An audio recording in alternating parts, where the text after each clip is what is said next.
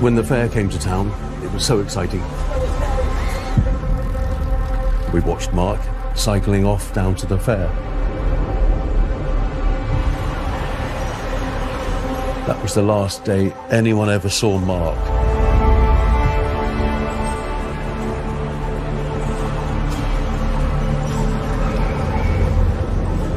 There's a side of me that almost wishes I didn't know what happened to Mark. It's truly horrific what these people have done. It's pure evil.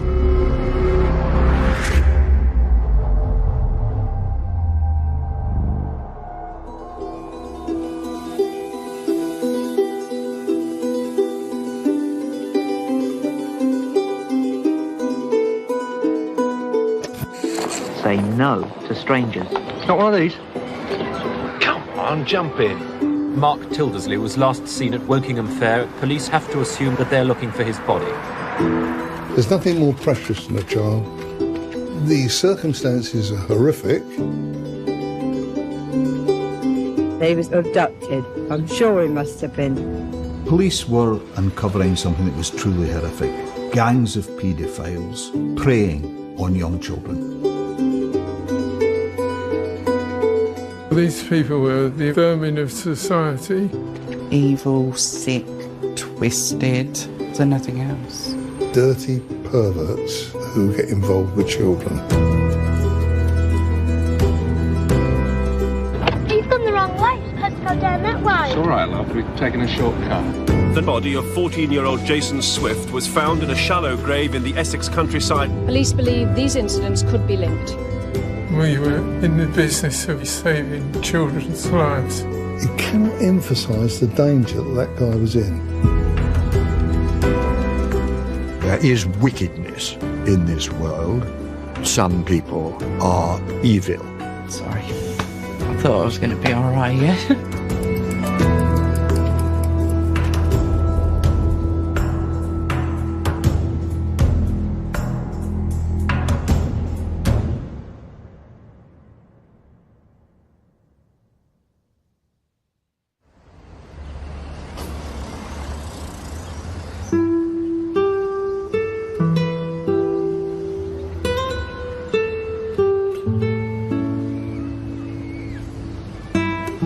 In the mid-1980s, Wokingham was like many, many small towns. An ordinary place, much loved by the people who lived there. The fun fair was a regular fixture in Wokingham at the time. It attracted kids from all over the town, and those children included a young Mark Tildesley. Mark in 1984 would have been 7. I would have been 10, and my brother Charlie was 11. We'd go to a park, bring a football, kick balls around for hours on end, jumpers for goalposts. In general, we would just have fun together. A lot of us used to cycle around Wokingham. Mark was quite quiet, but fun. He'd join in if we were throwing conkers at each other, climbing the conker trees and everything like that. He'd be there. I knew Mark's family because I used to babysit his sister's children. Every time I used to babysit for his sister, he always used to come down with his friend. And we all grew up together. Just like a normal little boy, cheeky little face. 9 times out of 10 he's on his bike with his friends or going to the sweet shop.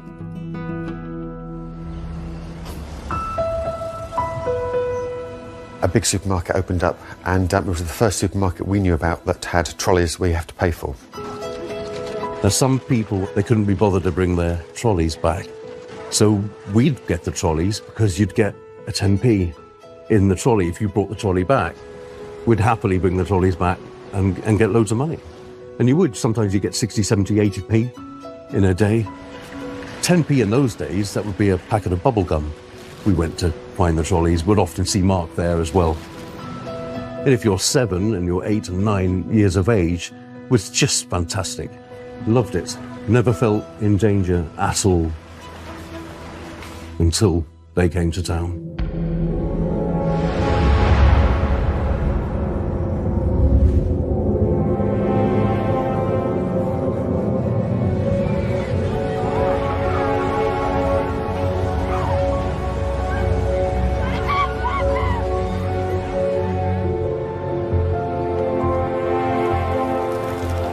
Mark left home on that Friday afternoon, going to the fun fair with his parents' permission.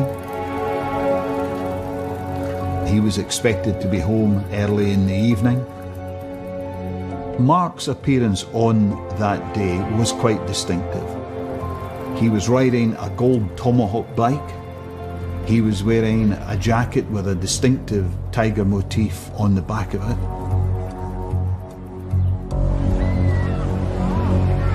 When the fair came to town, it was so exciting. You could feel the electricity in Wokingham. The fun fair was in town. It was going to be a great weekend. The fair was opening at 6 o'clock, and Mark's parents, I believe, think that he left their home just after 5:30. So he would have had 15-20 minutes just to do other things, and he probably came down to those car parks to see if there was any extra trolleys that he could have 10p, 20p more to go down to the fair. My brother and I were doing our normal thing. We were out on our bikes, and we look over, and there's Mark on his little bike. And he said, "Are you going to the fair?" And we said, "Probably not yet. We'll go down at some point."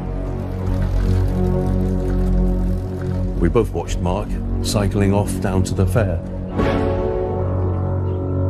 It turned out that was the last conversation that we had with him.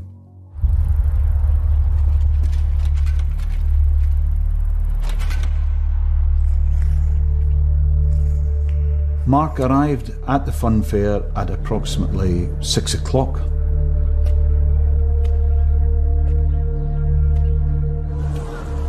He went straight to the Dodgems, his favourite place within the fun fair. But sadly, he never returned home.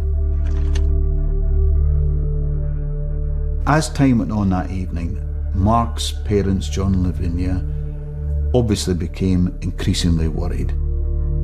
Their son had not returned by the time that he had been expected to return. They made a number of different calls to friends and relatives to see if indeed he was with them, but as the evening progressed, they became quite naturally very, very concerned, and by darkness they were very, very worried indeed, and the police were called at that time. It became very apparent within hours of him being reported missing that something was amiss.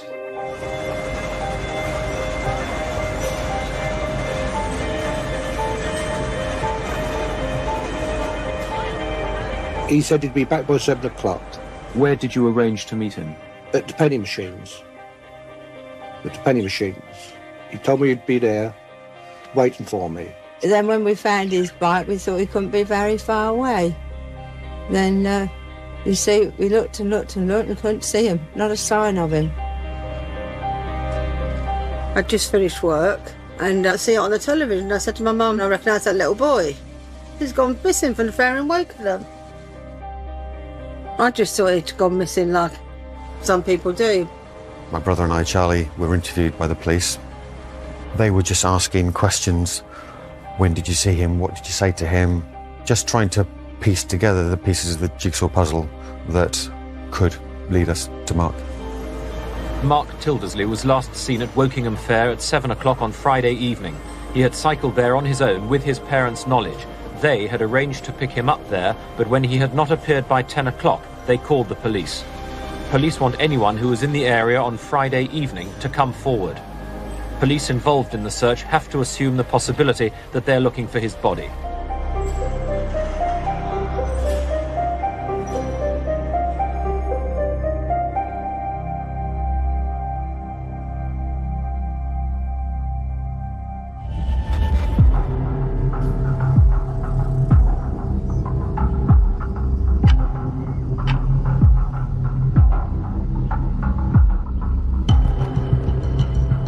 In the 1980s, I was a reporter in Fleet Street, working for the Daily Mirror newspaper, working on major domestic stories. There were a number of police officers, volunteers, soldiers from nearby army barracks, underwater search teams, all of them covering every inch of the local area they could possibly think of. Police officers were pursuing every possible lead that they could think of. Charlie and I certainly helped in the search. We would get on our bikes, cycle to the big park, the small park. We were looking for a shirt, a shoe, anything we could find, a jacket, but we couldn't find anything. Mark's parents were devastated by the whole thing. What I think, that his bicycle was chained up and he left it there and he was abducted. I'm sure he must have been. And somebody had taken him away in a car. So what's your message to whoever might have Mark? Well, whoever's got Mark, will they please, please, please bring him home?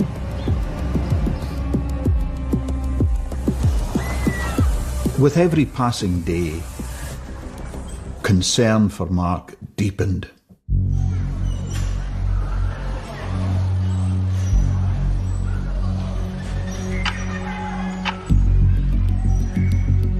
There were many witness statements gathered by the police at the time. One of them was from a woman who worked in a sweet shop, who had recalled Mark coming into the shop and she had served him before.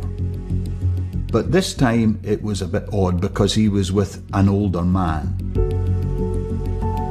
And she remembered that he had paid for the sweets with a 50p piece rather than smaller change, which was his normal currency. That was something that was quite odd, and she reported that to the police. There were a number of reported sightings of the person who became known as the Stooping Man. An unkempt man with a very noticeable stoop.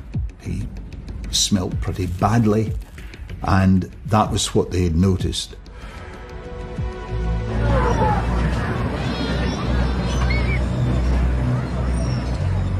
Mark was seen in the company of this man on more than one occasion at various points during the day. So that helped underline the belief that Mark had been befriended by this person within the fairground, and most probably on the dodgems. No one knew what had happened to Mark. All we knew is that he'd disappeared. And then when I discovered what had actually happened to Mark, a few years later, it is complete horror. It's pure terror, pure evil.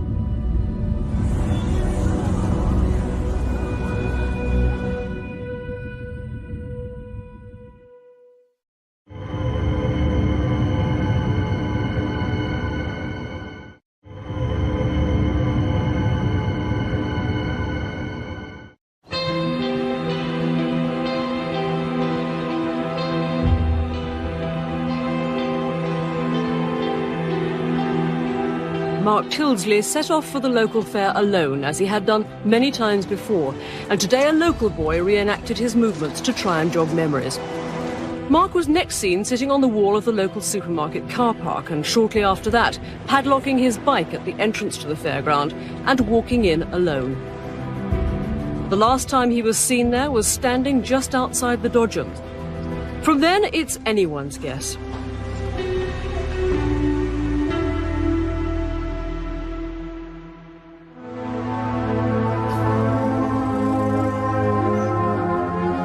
Seven weeks into the investigation, police received information about a fairground worker called Sidney Cook. This informant had told police that he had seen Cook lure two young boys into a car at a fairground in London. When police initially looked at the background of Sidney Cook, they could only find one previous conviction dating back to 1961 for indecently assaulting a young boy in a cinema, and he was fined £20 for that offence. Cook was questioned by a police officer, but he had an alibi that he was working at another fairground on the day that Mark disappeared.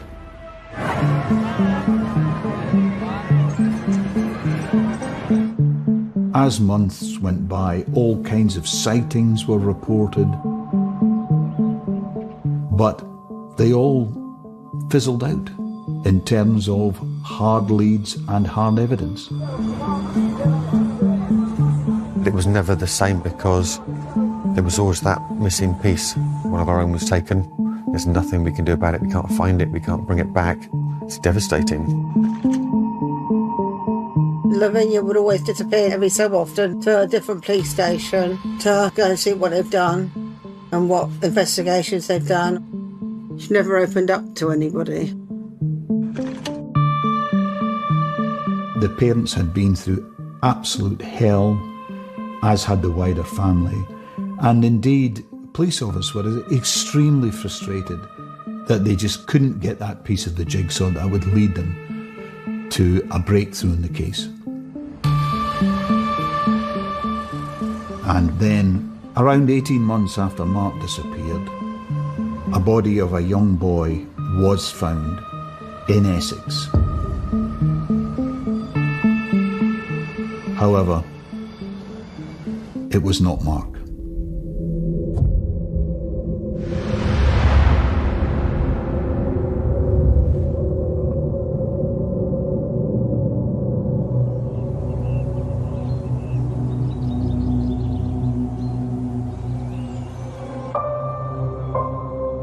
My name is David Bright, and at that time I was the detective inspector in charge of the major crime section of Essex Police. It was Saturday, I was day off at my home, and the call was from the headquarters information room that a body of a young boy had been found in Shonks Mill Road. Get your team together and get here. The body was naked, been laid. It was a hollowed out area of the ground and covered with bracken and twigs and that kind of stuff. He had been a victim of a very serious sexual assault, and the toxicology revealed in the body diazepam and temazepam, which are muscle relaxant drugs. Immediate checks were made on missing teenage boys. No child of that age was reported missing from Essex. Inquiries continued to be made, and then the identification of the body. It was a young lad called Jason Swift.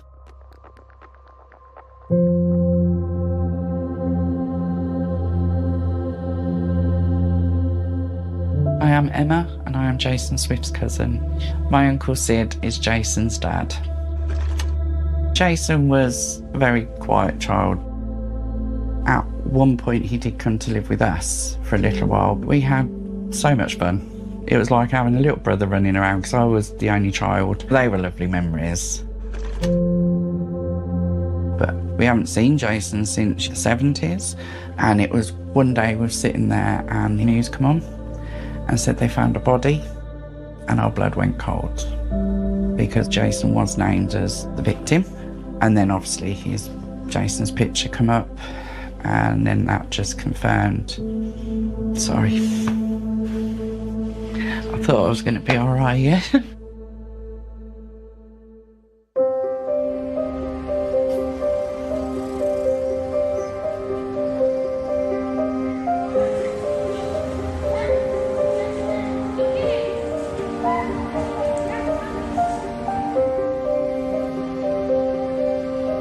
Jason Swift lived with his sister Hayley on the Kingsmead estate in Hackney at the time he went missing in 1985.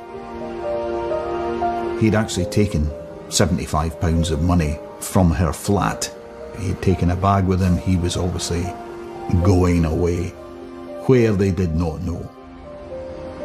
He had a coin collection, and he had his good collection of Monopoly money. He had a nice personality, although he was a shy boy in many respects. He came from a loving family. He was a gentle boy. His mother, Joan, cared for him the best she could. He was one of 5 children. He lived part-time with his older sister and part-time with his mother. Mum, when Jason wasn't with her, she would assume he was with his sister and vice versa. The situation with Jason was that he was a very streetwise young man, but not academically gifted. He went to a school that dealt with pupils with his problems. Every pupil was issued with a Han London bus pass. Get on any bus when you want to go north, south of the river, east or west. Where would you rather go, school or go up the West End? Choice is obvious. The place to go was the amusement arcades, and he was a frequenter of the West End of London. About 3 weeks after he disappeared, Jason sent a postcard to his mother, Joan, saying, "Don't worry about me, I'm working at the fair in Southend. I'm planning to go north sometime soon." Then, 3 months after he went missing, Jason's mother, Joan, received a birthday card from her son. "Don't worry about me, Mum, I'm all right." Jason made contact with his family from Southend-on-Sea and in Brighton, both areas which are seaside towns and have fun fairs.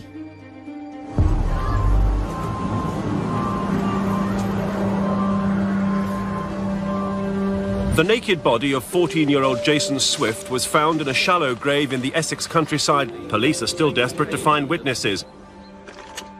My name is Robert Brown. I was a detective inspector in the 1980s. I was aware of the Jason Swift killing. I suffer from benign Parkinson's tremulous, a neurological condition. This particular instance came to my attention, and I decided that we'd pay as much attention as we possibly could and devote the manpower and resources to it.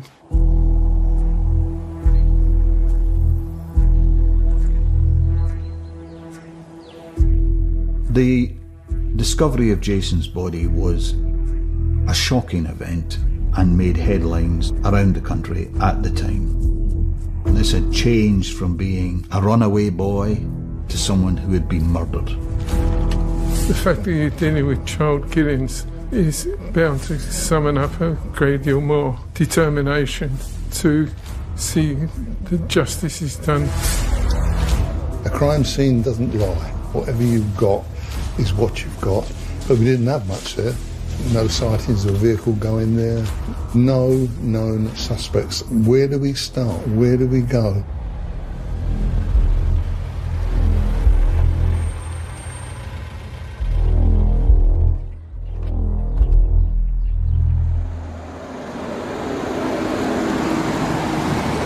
Only a couple of days after Jason Swift's body was found, police were alerted to reports of a man driving a blue Jaguar in Hackney in the East End of London, who was trying to entice children into his car by offering them sweets.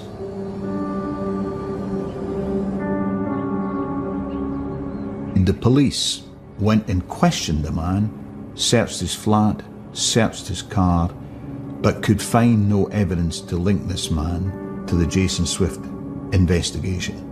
That man was Sidney Cook, the same man who was questioned by a police officer when Mark disappeared. He readily admitted being the owner of the car and the driver at the time.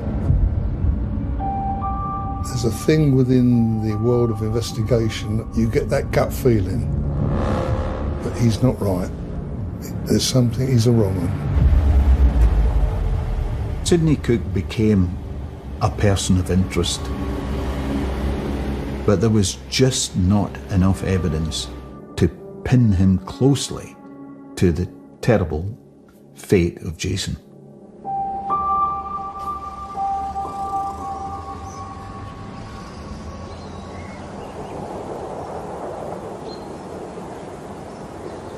Six days after Jason's body was found, there was more shocking news. Only 6 miles away, in a field, the body of a 6-year-old boy was found.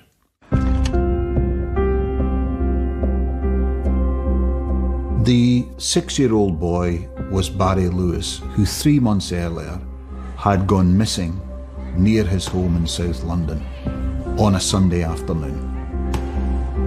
Barry Lewis had been playing innocently with friends quite near his home in Walworth and had told him that he was just going to go home.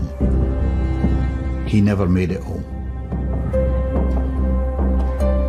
The police swung into action very, very quickly, and what can only be described as a massive search for Barry Lewis ensued.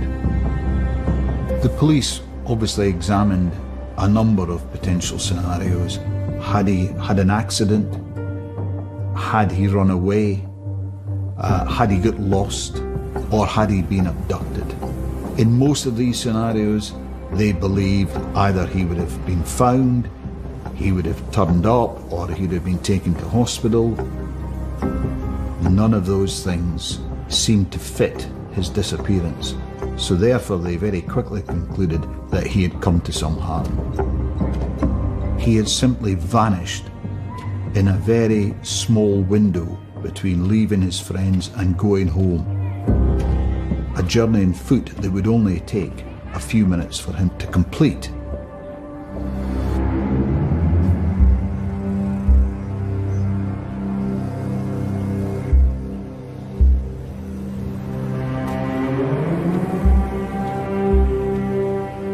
There were some striking similarities between Jason and Barry's murders.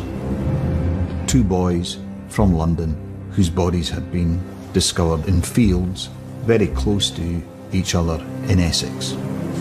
A car had obviously been used to dispose of the bodies because they were in reasonably remote locations. Neither body was clothed. They had both been subjected to some form of sexual abuse. It was believed from quite early on that they had both been asphyxiated. On closer examination, the pathologists were able to establish that both boys had been drugged with the same tranquilizer. The circumstances are horrific in their own right. It just didn't seem right that this was one offender. And the belief was this is a group of people.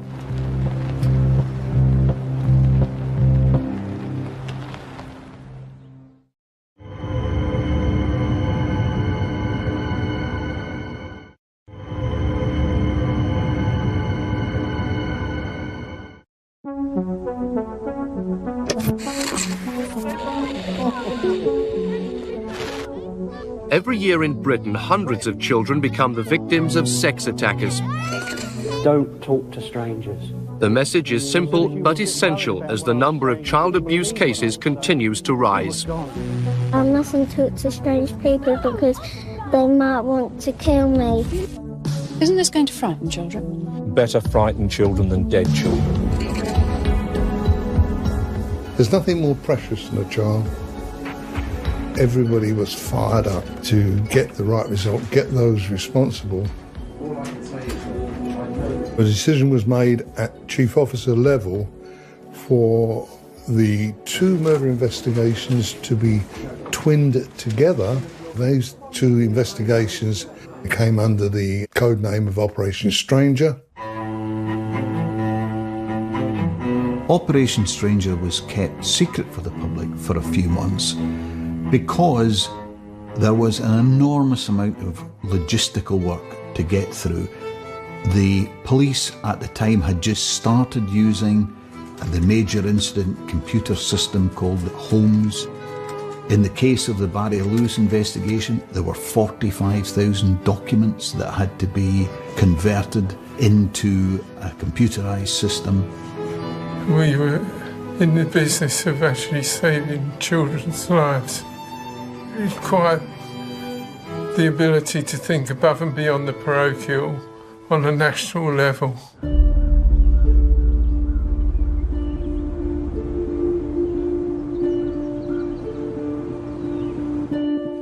Operation Stranger was finally given a public launch.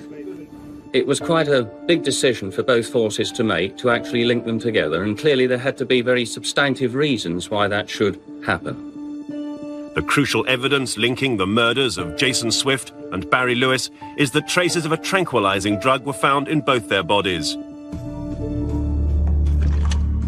When it became evident that Jason had been the victim of a sexually motivated crime, the evidence really led police to look at the areas of London where Jason was known to frequent. Parts of the West End and indeed locations in the East End of London which were known haunts for paedophiles and men who would be engaged in that type of activity. I'd never heard of rent boys before. So much of it is kids running away from home. You pack a bag, run away. Where do you run to? Teenage children head for the bright lights in the big cities. Then they stay, and they're forever missing, and they then graduate to being the scouts and lookouts for the bad guys for the next lot of runaways that come down the road. There's nothing in the investigation to say that Jason was, I use the term rent boy, but he would be at the West End and he fell in the wrong place at the wrong time with the wrong people. I've always said he's not a rent boy, but I can see why the police would have gone to areas where rent boys hang out. You've got a missing child. You're going to have to look everywhere. Guys and girls on the investigation, their brief was get into this club, speak to these people, be they youngsters, the rent boys, or whether it be people who are hanging around there. They may have information. It's a jigsaw, you're building a picture. And if you can get those four corner pieces in place and those straight edge bits, hopefully you're on a winner. It was constantly, all day, every day, dealing with the same thing. Dirty perverts who get involved with children. Police were uncovering something that was truly horrific. The sexual abuse of children in revolting circumstances. This was taking place on a very widespread scale. Gangs of paedophiles preying on young children. At the time, there was no sex offenders register. Paedophiles were able to conduct or commit offences time and time again. These people were basically the vermin of society who were intent on targeting young people who were vulnerable. This was clearly orchestrated attempts to pick up young boys and to supply them to people who wanted to engage in that type of behaviour.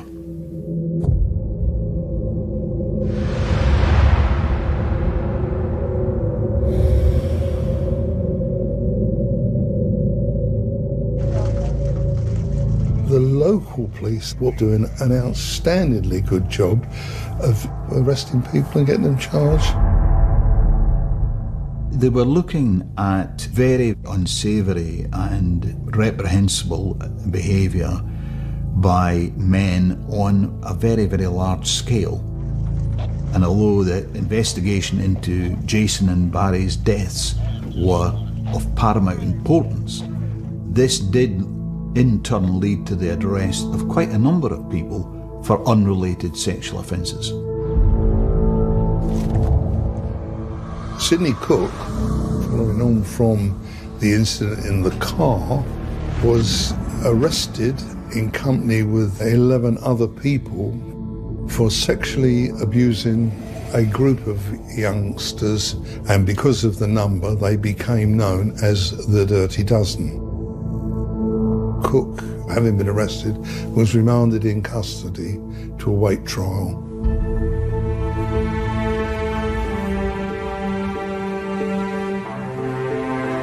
From Cook's admission that he tried to entice a young boy of a similar age to Jason into his car, his subsequent follow-up arrest for sexually being involved with another young boy, well, you could be forgiven for thinking he's a good suspect, isn't he? He's in the frame. For years and years, I didn't know what had happened to Mark. Later on, I started to hear about this Dirty Dozen.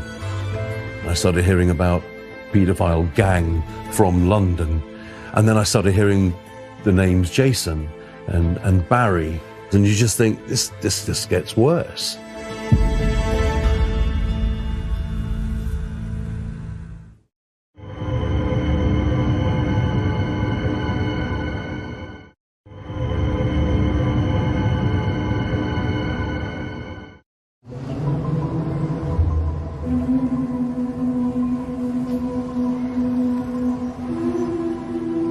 At this stage of the investigation, the police were beginning to make serious inroads. Another abuser, a man called Robert Oliver, was arrested in East London and accused of sexually assaulting a teenage boy.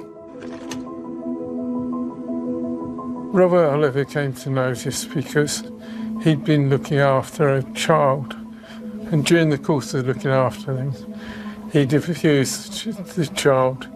As a result of that, we arrested Oliver. This man is a serious child abuser. And I began to think more and more in terms of Barry Lewis, Jason Swift, and Mark Tildesley. I thought we best consider him on a much broader basis than just solely on this particular offence alone. Robert Oliver and Sidney Cook were, from time to time, cohabitating on the Kingsmead estate in Hackney. We knew that Jason had resided on the Kingsmead estate. If Robert Oliver was involved with Jason, then Cook would be as well. Oliver's room in the Hackney area was searched, and 4 empty bottles bearing the label diazepam, and that was one of the drugs, traces of which were found in both Jason and Barry's body. He was interviewed totally for 14 45-minute tapes. I can remember on one occasion speaking to Robert Oliver, where he slid down the back wall and started to talk about the Jason Swift killing. That was really the breakthrough. And it was after that that we notified the police in Essex. They turned up with David Bright. Robert Oliver agreed that A, he knew Jason, had seen him a few times. Supposedly had been in Cook's car with Jason.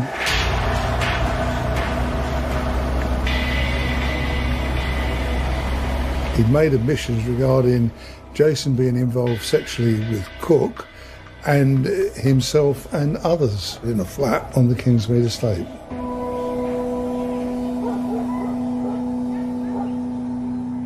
Following Robert Oliver's interview, police then questioned a man called Leslie Bailey, who had shared a flat with Robert Oliver.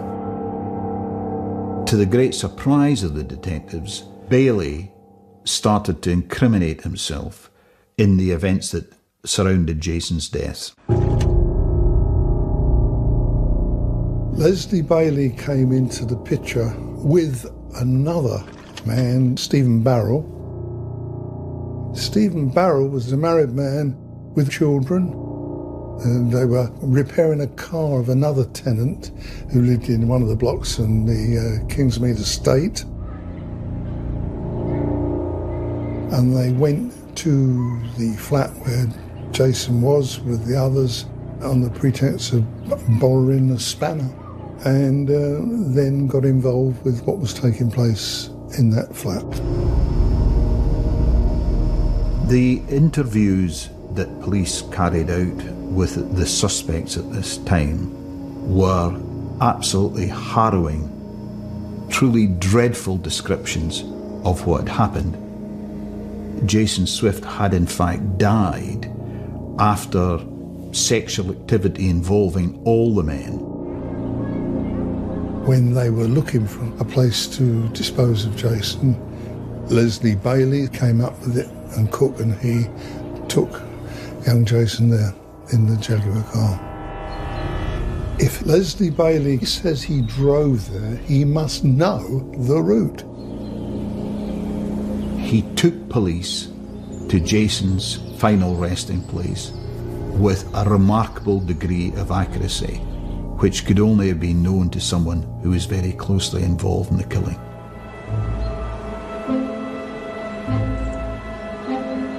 As the investigation progressed, the central role that was played by Sidney Cook became much, much clearer. He was a very influential, if not the leader, of this gang of people. The police's interest in Sidney Cook led them to question him while he was on remand at Brixton Prison. This has got to be solved, and solved quickly. There are all sorts of villains. In my opinion, the worst are those who do bad things to children. Cook, he is pure born evil.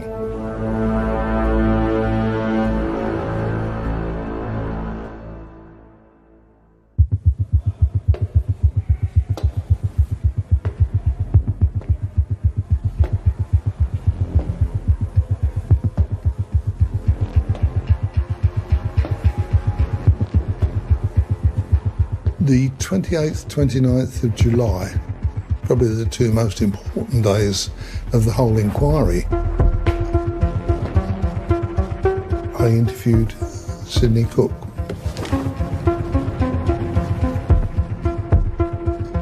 Preparing an interview was difficult because we didn't know if he spoke which way he was going to go. We could have put all the questions to him and he just played dumb. What's your name? No comment. He denied any knowledge of knowing Jason Swift. He denied everything. The pressure was extreme. He could get away with murder.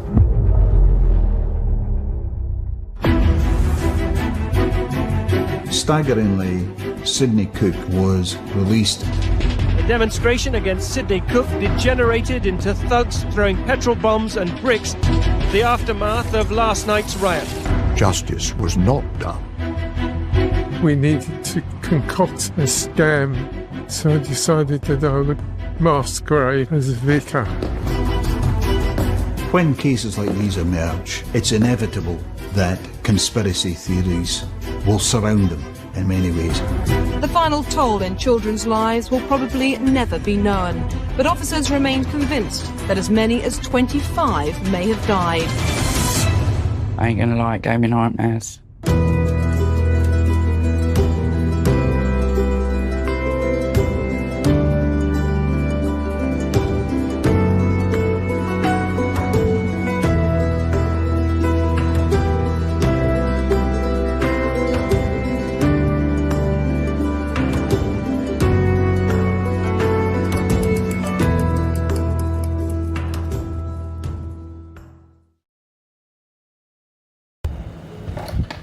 Hôm nay tôi xin gửi tới các bạn một bài hát của nhạc sĩ Trần Tiến.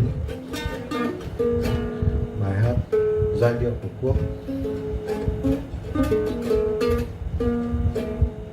Tôi nghe giai điệu Tổ quốc tôi, dịu dàng trong tiếng ru hơi, tôi nghe giai điệu của tim tôi trầm sâu trong tiếng đất trời. Tôi nghe trong lời yêu nhau, tôi nghe trong lời tha thiết, phút hành quân mẹ tiên đưa con. Giai điệu nhớ, giai điệu thương theo suốt con đường. Và tôi yêu, và tôi hát lời yêu thương, lời vòng trái tháng ngày này. Đất nước ơi, tổ quốc của chúng tôi. Và tôi yêu, và tôi hát lời yêu thương, lời vòng trái tháng ngày này. Đất nước ơi, tổ quốc của chúng tôi. Tôi nghe giai điệu tổ quốc tôi thầm mang bao nỗi vui buồn. Tôi nghe giai điệu tổ quốc tôi hùng thiêng trong tiếng chuông đồng. Tôi nghe trong đoàn quân đi, tôi nghe trong lời báo tố 4.000 năm đất nước gian nan. Giai điệu cháy trong tình thương nước vô vàn. Và tôi yêu, và tôi hát lời yêu thương, lời bỏng cháy tháng ngày này. Đất nước tôi, tổ quốc của chúng tôi. Và tôi yêu, và tôi hát lời yêu thương, lời bỏng cháy tháng ngày này.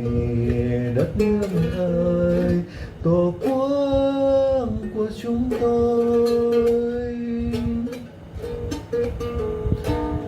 Tôi nghe giai điệu tổ quốc tôi từ bao năm tháng thăng trầm. Tôi nghe giai điệu tổ quốc tôi từ trong ước mơ thanh bình.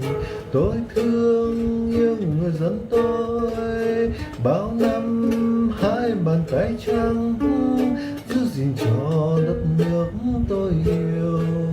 Cho dòng nói người Việt Nam trong sáng suốt đời. Và tôi yêu, và tôi hát lời yêu thương, lời vòng cháy tháng ngày này. Đất nước ơi, tổ quốc của chúng tôi. Và tôi yêu, và tôi hát lời yêu thương, lời vòng cháy tháng ngày này. Đất nước ơi, tổ quốc của chúng tôi. Và tôi yêu, và tôi hát lời yêu thương, lời vòng cháy tháng ngày này. Đất nước ơi, tổ quốc của chúng tôi.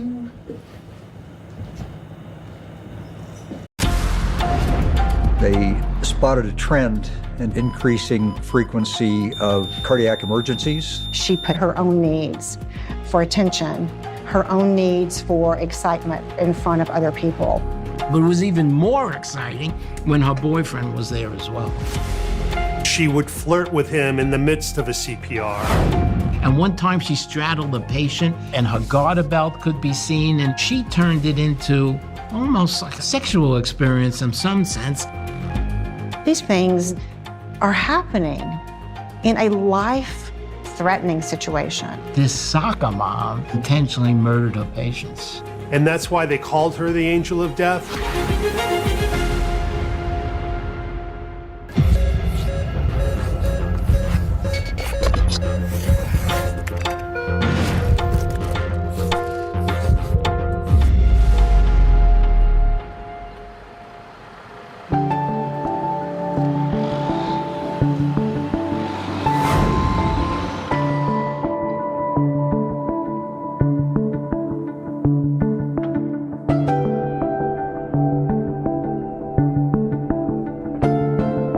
Northampton is a beautiful, beautiful small town in the Berkshires.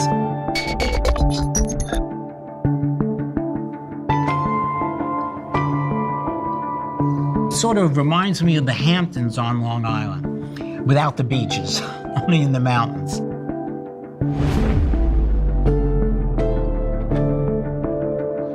It was a sleepy, bucolic, slow-paced hospital.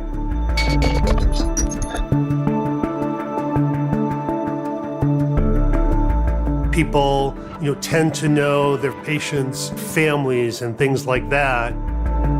It's close-knit.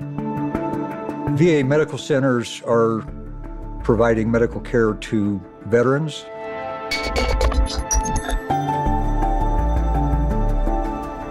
It's a general medical service, treating primarily patients that are older, although that demographic has changed a little bit due to various wars and that sort of thing. The VA itself was primarily responsible for medical problems.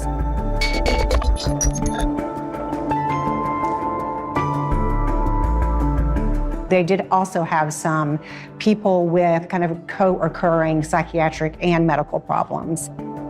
It really helped veterans who were down on their luck, battling perhaps diseases or alcoholism or some of the things that veterans have to deal with, post-service.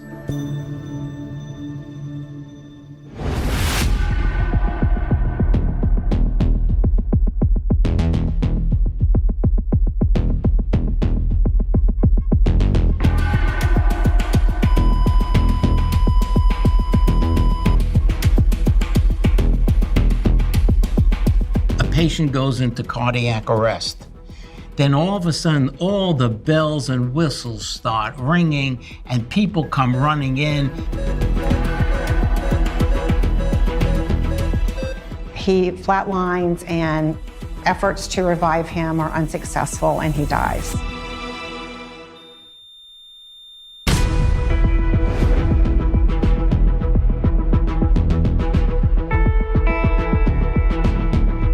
He seemed to be pretty stable, was there for over a month.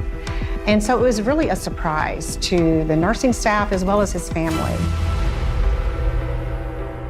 Mr. Jadowski was admitted status post, what we call above knee amputation, but he was improving. His condition was getting generally better and looking forward to a successful discharge. Stanley Jagodowski had diabetes, but none of these conditions are conditions that when you go in the hospital, you would expect not to come out because you had a cardiac arrest. This is an example of a patient that coded unexpectedly.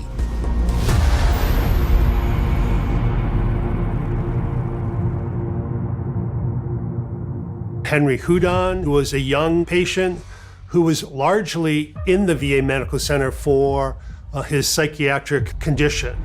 He was an Air Force pilot who had been diagnosed with paranoid schizophrenia, secondary to breaking up a bar fight several years ago and having a head injury. He had some mental emotional problems as a result of that, and sometimes he would just lose it and go off. He came in saying he had flu symptoms, but he really had no serious medical problems. He was a 35-year-old person with a severe mental illness, but was pretty healthy physically. Shortly after his admission, where he is being monitored, his vitals are being monitored, and so it seems as if everything is going really, really well.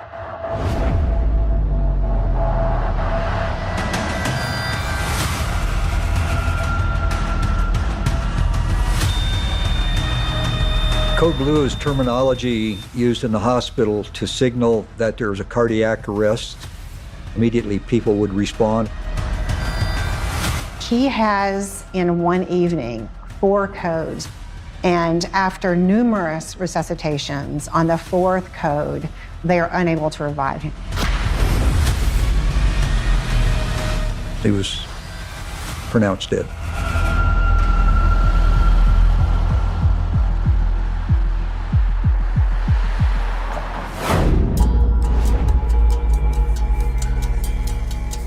They were in the acute medical ward for non-cardiac conditions, and therefore a cardiac event that ended their life was extremely unusual.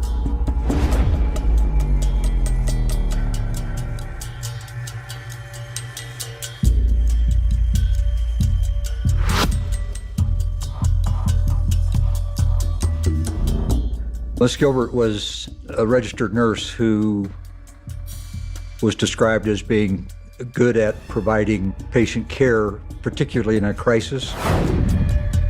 Among her talents, and the ones that they specifically talked about, was her ability to identify patients who were in or were about to go into an acute medical situation.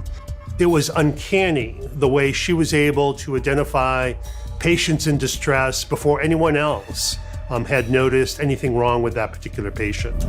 Kristen Gilbert would take charge. She would start barking orders to the young interns who were scared out of their mind. They didn't know what to do. In fact, the staff would say, you know, if I ever coded, I would want Kristen Gilbert to be there. She takes charge.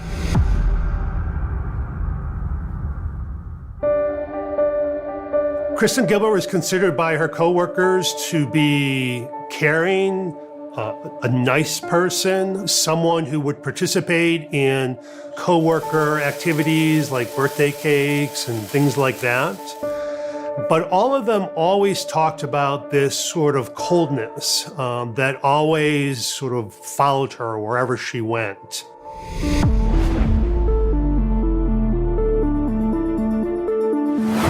Some people on Ward C were noticing that Kristen seemed to be calling in most of the codes.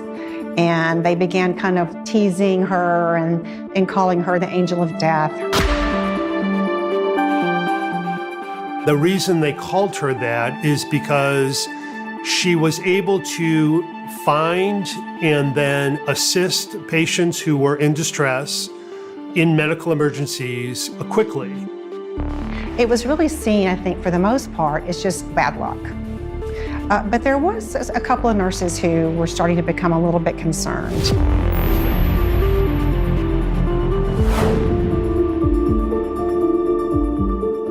Stanley Jadowski was on oral medication. That was all that he was receiving at the time. Kristen Gilbert was observed going into his room and giving him an injection, which he really protested, when that happened. He cried out, it burns, you're killing me." And as other nurses looked down the hall, they could see Kristen Gilbert running out of his room, almost skidding on the sandals as she was rounding the corner to get out of his room. Within hours, he was dead. He died of cardiac arrest.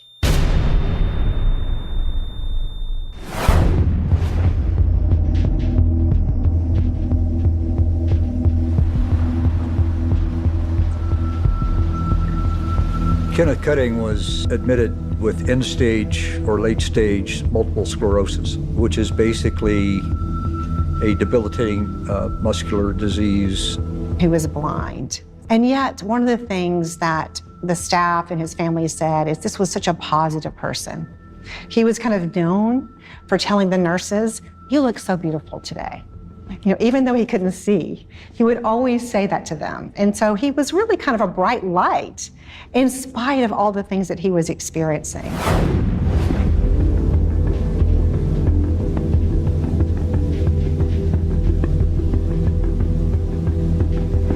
One night, Kristen is very eager to get off work so she can essentially meet a date. The problem is that Kenneth Cutting is the only patient who is in ICU. And Kristen cannot leave as long as he's there. She's responsible for him. She even goes to the head nurse and asks if she can leave, and he says no. And at this point, she asks him, if Kenneth dies, can I leave early? And he says yes. Shortly after that, Kristen calls a code.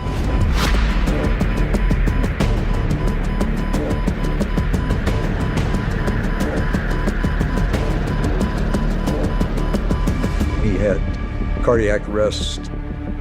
He dies.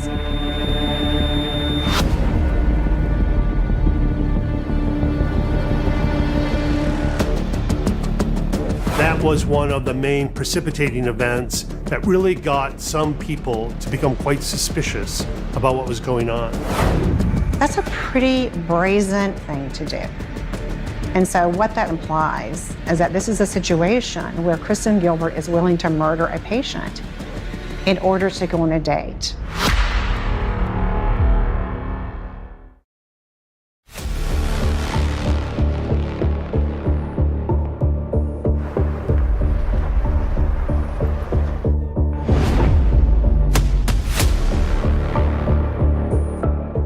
After a period of time, several of the most senior registered nurses came together and began to talk about the highly unusual behavior, conduct that Kristen Gilbert had been engaging in.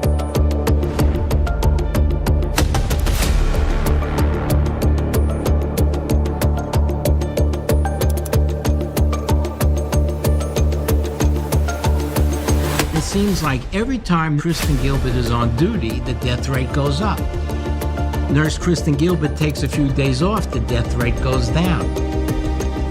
The senior nurses at first, I think, had to overcome what I would call a very natural hurdle within the medical environment, which is you just don't think that one of your own, someone who's trained to be a registered nurse or a doctor, would ever engage in conduct that would harm your patient. And I think once they got past that psychological hurdle, then they began to put the pieces together. Some of the nurses go to the supervisor and then finally file a formal complaint.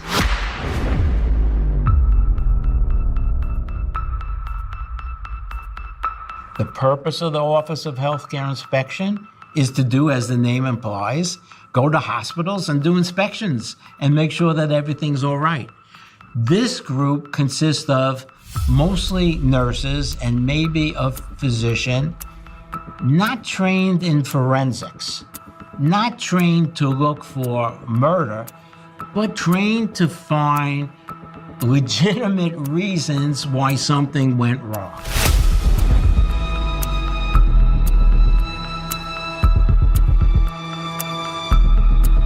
Some of the nurses were noticing that Ward C was going through an inordinate amount of epinephrine.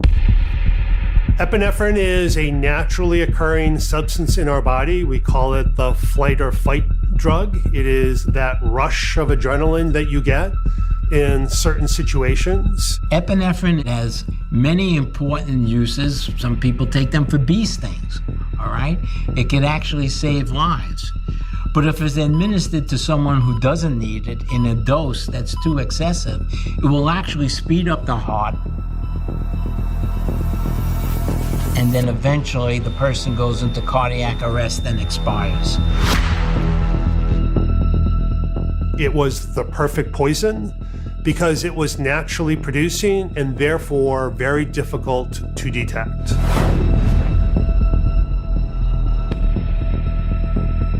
Epinephrine, unlike other drugs, is not locked up the same way in the hospital. And so epinephrine is not a controlled substance. It's not a narcotic that you have to sign for. You can just walk in the nursing station and take it. These very brave and courageous nurses discovered a lot of epinephrine that was missing, that was unaccounted for. They actually saw Kristen walking around with an EpiPen. And they came to the conclusion that as hard as it was for them even to fathom such a thing, that one of their co-workers was intentionally putting patients into a code. And that individual was Kristen Gilbert.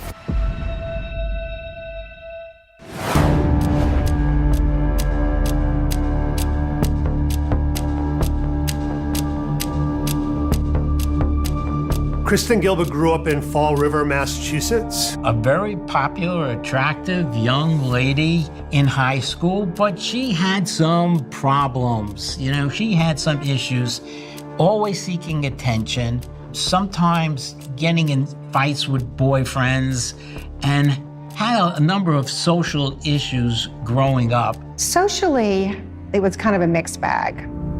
She was a very manipulative, attention-seeking individual. There were false suicide attempts. She, at one point, apparently loosened the lug nuts of an ex-boyfriend's vehicle out of revenge for the breakup of the relationship. She was accused of sometimes starting fires. She was accused of damaging property when things didn't go her way. So if you didn't give Kristen Gilbert all the attention she wanted, she would get very angry and she would turn on you.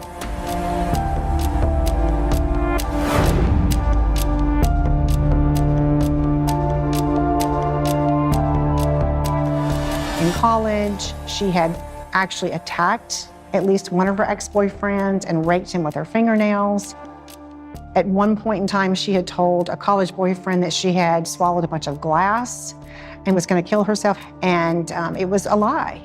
And he became so concerned by her threats, her repeated harassment of him, her physical actions toward him, that he actually went to her college at the time and told them, I think this person is so unstable that if she doesn't get some psychiatric help, she might kill somebody.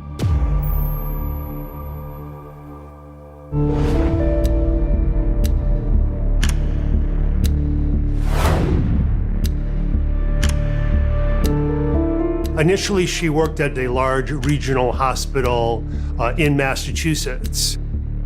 And what was very, very striking is the rate of deaths on her shift were disproportionately higher than for any other shift. And that pattern followed her when she went to the VA Medical Center.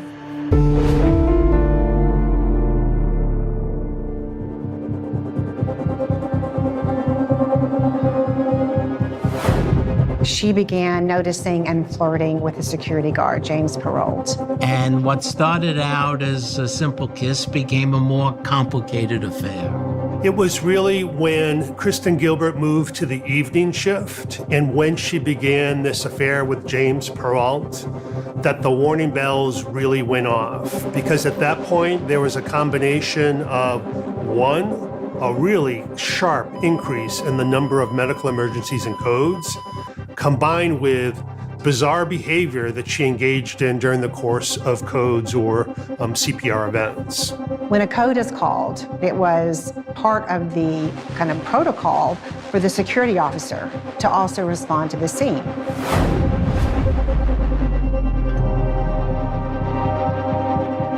Kristen Gilbert would usually sound the alarm. She would come running in, and so would James Perrault, her lover at the time. And not only was she showing off to James Perrault her skills, but witnesses say one time she straddled a patient and her dress went up and her garter belt could be seen and he was there. So she turned it into quite an experience for herself, almost like a sexual experience in some sense. One of the nurses recalled her talking about, oh, what strong muscles James has as he's attempting to help with the CPR. And, you know, these are things that are happening in a life-threatening situation, you know, when the entire focus should be on saving the person who's in distress.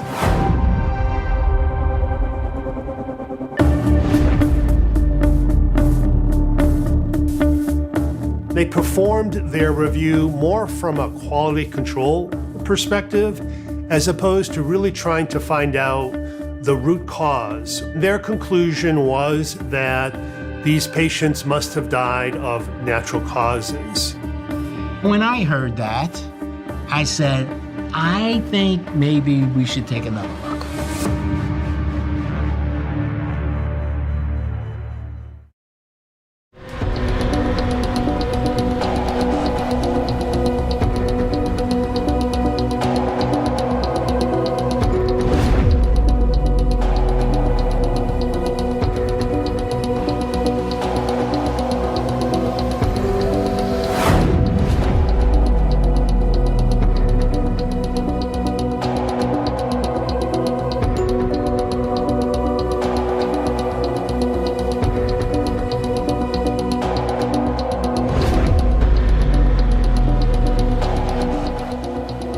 I had a number of investigators that were really well skilled in extracting from the nurses their gut feelings.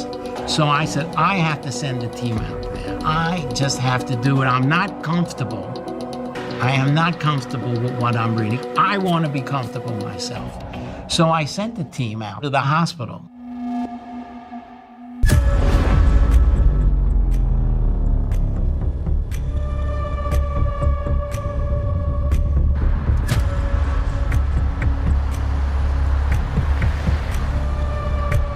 Eddie Square had an alcoholism problem.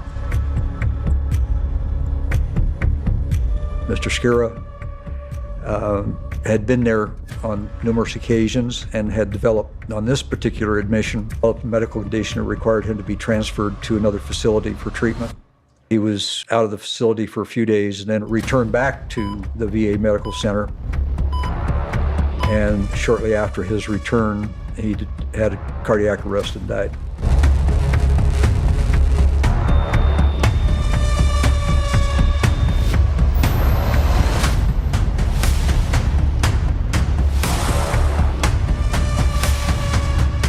At the conclusion of that medical emergency, broken epinephrine ampules were found in the waste disposal bucket.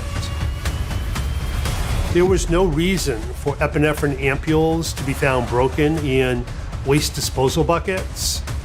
And so therefore, if there are ampules being found that are broken and they are being found shortly after cardiac events, then that suggested more than probable cause to believe that there was something criminal going on. And in close proximity, not only to the victim, but also to Kristen Gilbert. So in essence, we were able to put the murder weapon in her hand. My investigative team came back to me and they were convinced that Kristen Gilbert was intentionally murdering patients. The pattern of the codes and medical emergencies during this, what I will call 7 or 8 month window from August through February 1996 was exceedingly high. There were approximately 60, to the best of my memory, that occurred during this time frame. They said, Bruce, we have a real case here, and we have to start a real criminal investigation. So we put together a team working with the United States Attorney's Office and working with the Massachusetts State Police, and we rolled up our sleeves and began the investigation.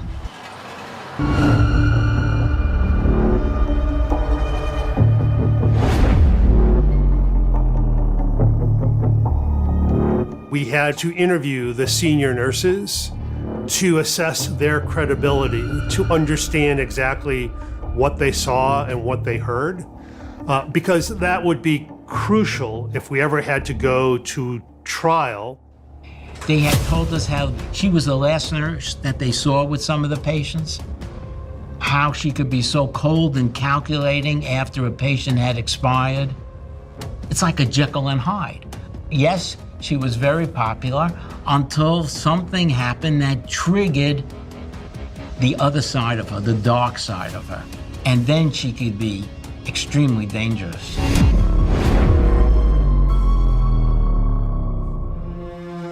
Kristen Gilbert's behavior during the investigation initially began with what I would call the victim mentality, but then it quickly shifted. And she became much more aggressive, not only in terms of attacking her coworkers, not physically, but mentally, kind of attacking them. She would call them up. She wanted to know what the investigators were asking. She also would try to plant these false seeds of memory on them.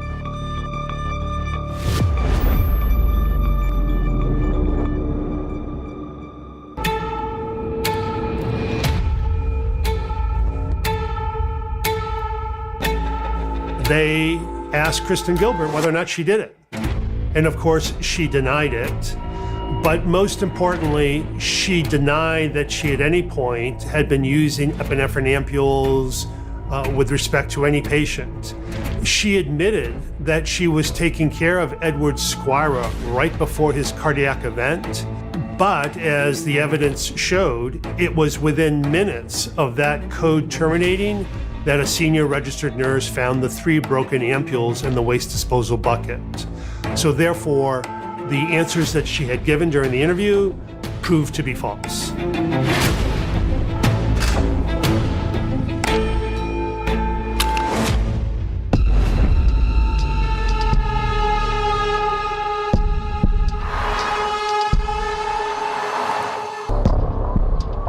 We went to the house. I was there myself at that time, and Kristen Gilbert answers the door.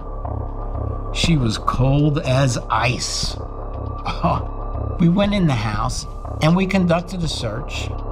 One piece of evidence that we found was a book on medicines or medications, and the page for epinephrine had been dog-eared, so the corner of it had been bent down for what appeared to be ready reference. She knew that we were close to assembling a case against her, and I believe that at a critical moment, she cracked under pressure.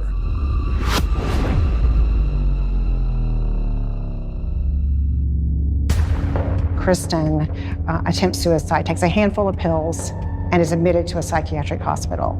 And it's while she's in this facility that she ends up calling James Perrault. She said to James Perrault, I did it, you wanted to know, I did it. And to me, that was the first time that we saw any glimmer of empathy, any glimmer of emotion in her, but that was only because she realized she was about to be caught, that she was not smarter than we were.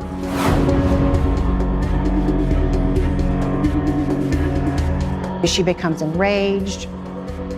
She becomes very destructive. She does a lot of things to his car. You know, she lets the air out of one of the tires. She ends up scraping the side of it and damaging it. She is very, very invested in paying him back.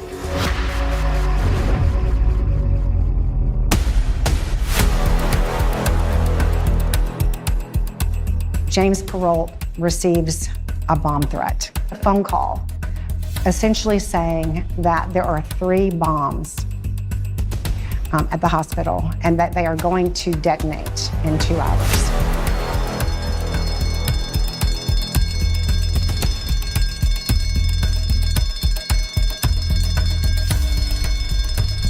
The voice on the bomb threats was actually electronically altered so that the voice could not be recognized. It required them to move all of these patients who are on Ward C. They actually required the ICU to be evacuated, which was a heck of a job, and actually put a number of patients in a problem situation. So it was a terrible, terrible thing.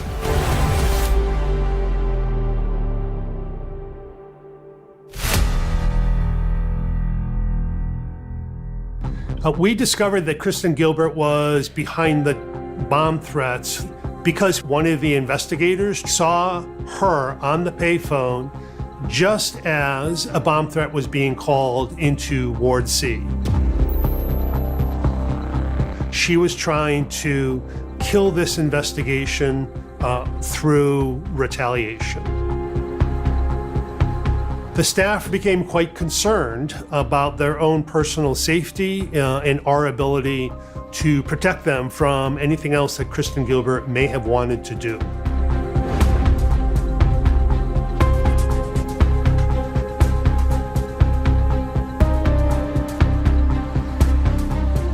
We discovered the device that was able to render her voice unrecognizable. A device called Talk Girl and Talk Boy. It's like a doll, and when you talk into it, it repeats what you say in a different voice. So she did that, and that's how she phoned in the bomb threats. The reason she did this was because she was retaliating against those witnesses that she believed were providing information to investigators. And I think she was trying to persuade them not to talk to us anymore.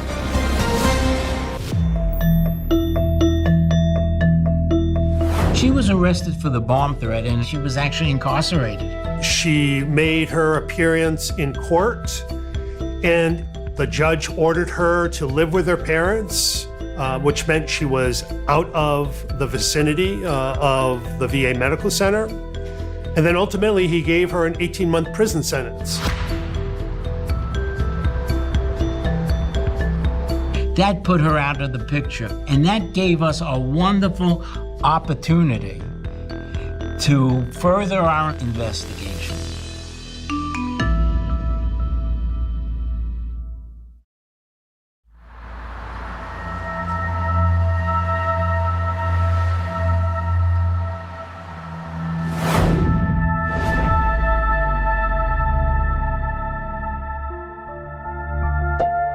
Her ex-husband, Glenn Gilbert, essentially tells them that he believes that his ex-wife tried to kill him at one point. One day, he wasn't feeling well, and his wife says, well, I'll take care of you. And she recommended to him that she draw some blood. In very emotional, in a very detailed way, Glenn described to us how within their bathroom, he took a seat on the toilet and he watched his wife draw out of a vial a clear substance. And Glenn Gilbert couldn't understand why she was drawing a substance into a syringe. He says, well, what are you doing? She says, well, I have to flush a line before I take some blood from you.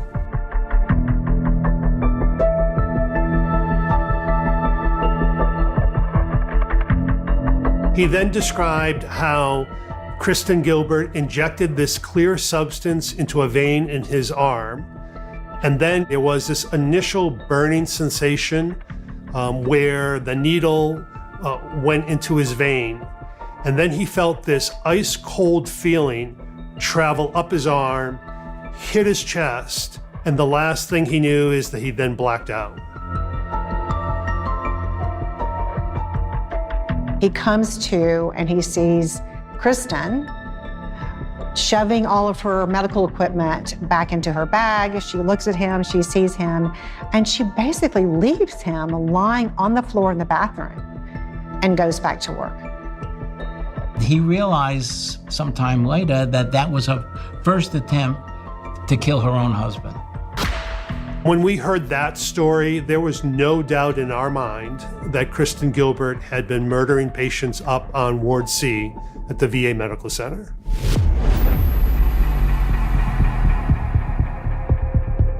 And so investigators are meeting with some of the families, and they ask them, can we exhume your loved one's body to see if there is foul play?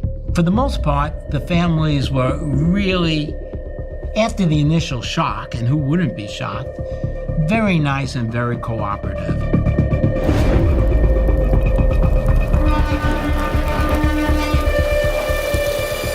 My agents were very respectful for the families.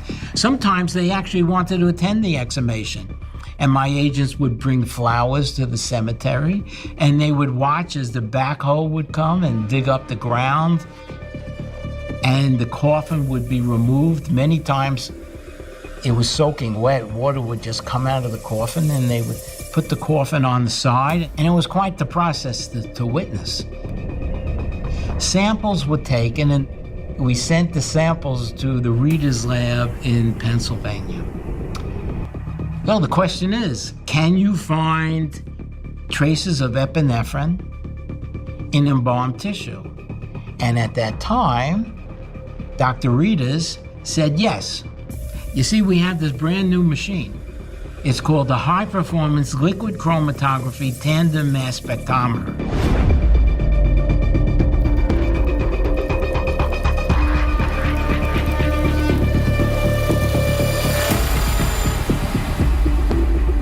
Run it through all this tests, and it came out and said epinephrine. Wow. Not only did we have that, but then we also went to a physician who was expert on this, and he looked at everything and he said, yes, the deaths are consistent with epinephrine poisoning. And there was no reason for any of these patients to be administered epinephrine to begin with.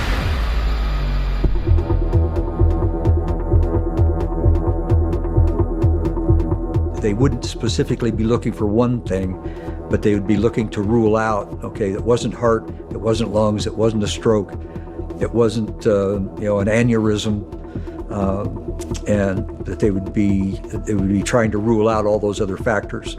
Sherlock Holmes says, when you rule out all the other things, what you're left with is what happened. We had a world-renowned forensic examiner, Dr. Michael Baden, who performed the autopsies. He was able to carefully go through each one of the vital systems of these victims and was able to exclude any natural causes as a contributing factor to their deaths. And he was able to opine, based on all the evidence that we gathered from the investigation, that epinephrine was the most likely poison to have caused these murders.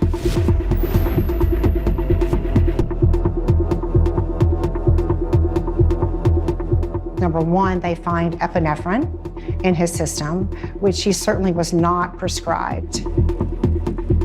The other thing they find, though, which was really a shock to them, was ketamine. And ketamine is a tranquilizer that's often used in veterinary clinics, although it can also be used in surgery. The bottom line being that neither one of those substances should have been in Ed Scalera's blood.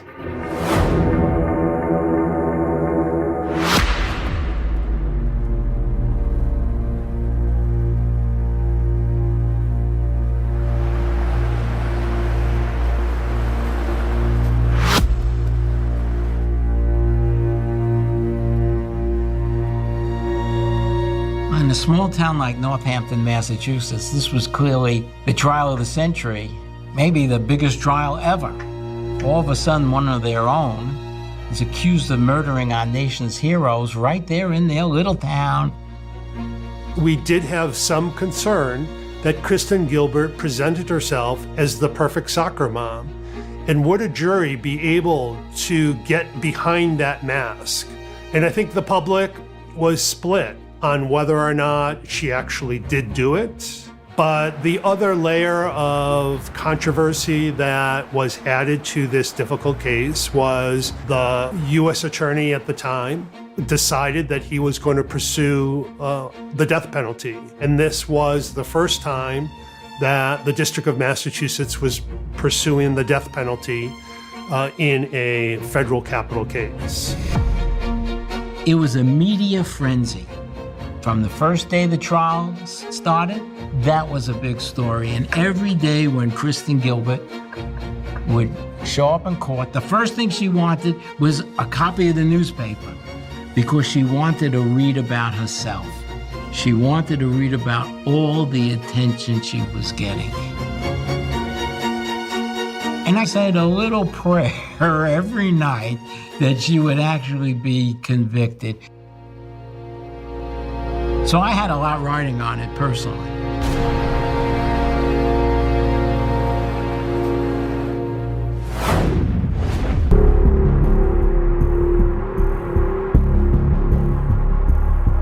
The jury returned 1 second-degree murder conviction, 3 first-degree murder convictions, and 2 attempted murder convictions.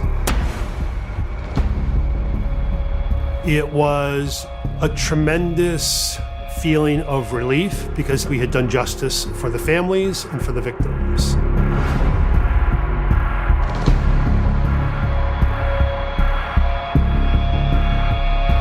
After the sentence was pronounced, I looked over at Kristen Gilbert, I'm sure everyone else did, and I recall her just staring straight ahead and that very cold, icy stare that she had.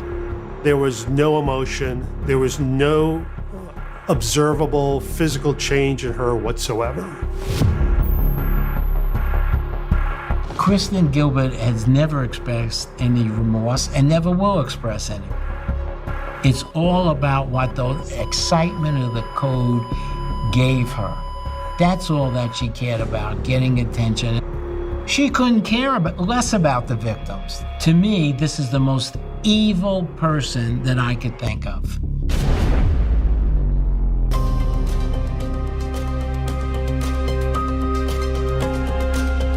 There were news reports that there was at least 30 possible victims of Kristen Gilbert. Is it possible? Yes, it is possible. But in any investigation, you have to zero in on the very best cases. She believed that she could get away with this and not get caught. And ultimately, we proved her wrong.